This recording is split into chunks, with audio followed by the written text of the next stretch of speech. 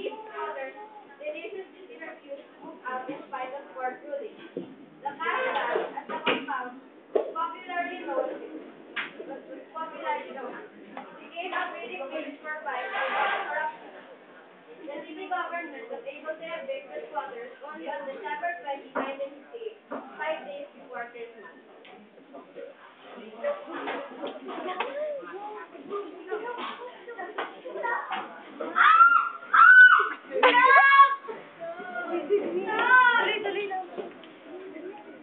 there a fire? Huh? I said, is there a fire? There is no fire. I think there's a fire. I told you there's none. There is. How do you know? Do you see any smoke? Do you see any fireman? Wee. I like it when there's a big fire.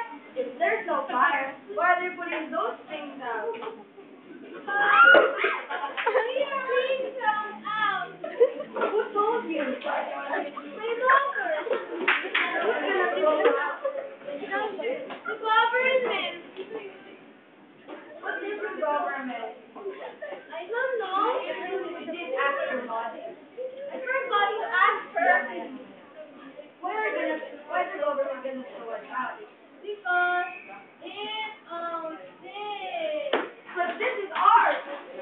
It is not. It is ours. It is. It is not ours. It is. It is. How do you know it is ours? We've already been here, haven't we? Yes, but that doesn't mean it is ours. Which one is ours? Nothing. Nothing? How can that be? I don't know. If they're gonna throw us out, we have nothing to go. How about you guys? None. But we will have one. My mother has the job. She has? Yes. What does she do? She reads hats. She reads hats? How does she read hats? I think.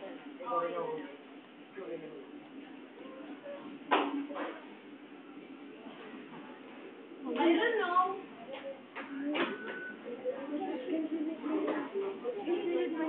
Can she read my hat? I want to know where we'll stay tomorrow.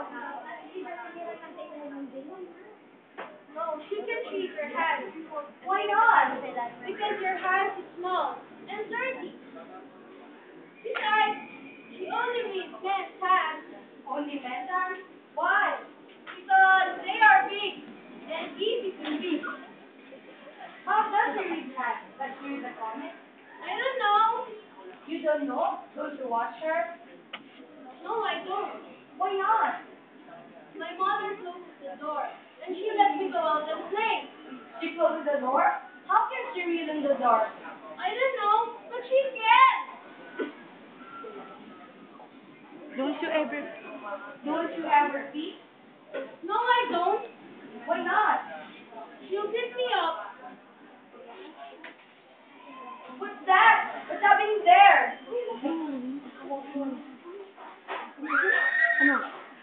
Stop! Stop! Don't destroy our house! Stop!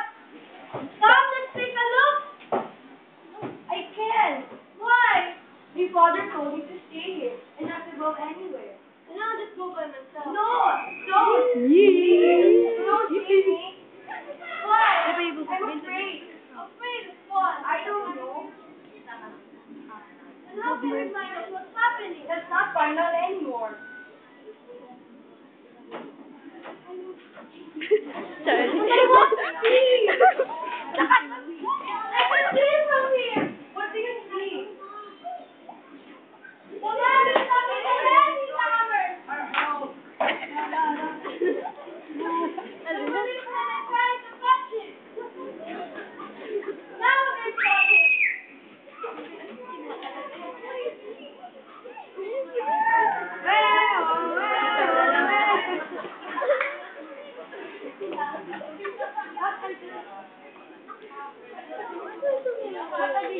What are they doing?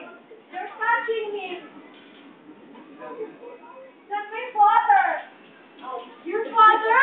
Yes, it's my father. What are they doing to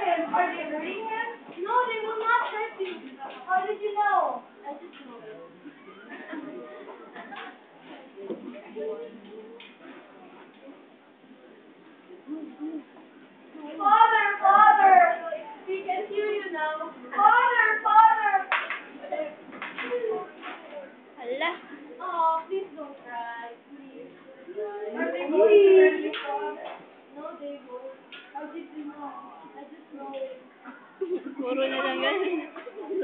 I just know it. Come on, let's sing as well. I don't know how to sing. I'll teach you. How? But how? I'll sing a little. Can you And really you sing? listen. Go? Silent night, holy night, all is calm, all is bright, Zion virgin Tulog na tayo. mother and child, holy is the sovereign and mild, in heavenly peace. Yes. Patay kayo. Ako. Dead. Ako. I'm double dead. Elib. That's a pretty song. Who taught you that song? My mother. What does it mean? I can't understand it. I don't know, but it's all about God. What's about God? I don't know. I haven't asked my mother. I haven't asked my mother. She told me But God she said born in... he was born in a stable. What's a stable? A place for horses. He was born there? A place for horses? Why? I don't know. My mother said, Because he has nowhere to go. Was he poor? I don't know. I like that song. Will you sing it again? Oh, no, let's sing it together. I told you I don't know how. I'll teach you. I'll sing a little and you follow after. Silent night, silent night, holy night, holy night. All is calm, all is calm, all is bright, all is bright. Zion, virgin mother and child. Zion. Zion.